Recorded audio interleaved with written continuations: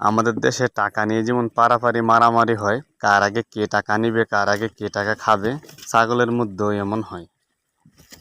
দেখুন কত বড় অ্যাটাক করে দিছে, সে এদিক দিয়ে খাইতেছে আর এটা অনেক জোরে তাকে অ্যাটাক মারছে। খাবার নিয়েও তাদের মধ্যে এরকম মারামারি হয়। ছেলে ছাগলটা আসছে, দেখুন ওইটাও আরেকটা ছাগলকে তাড়িয়ে দেয়, মানে ওইটার সাইড দিয়ে কেউ খেতে পারবে না।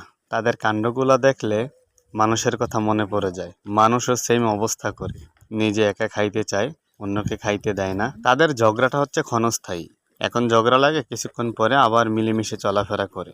কিন্তু মানুষের ঝগড়াটা স্থায়ী, মানুষের ঝগড়াটা খুবই খারাপ। যখনই ঝগড়া লাগে তখন কিছু করতে না পারলে পরবর্তীতে ক্ষতি করে ফেলে, যেটা খুবই নিকৃষ্ট কাজ।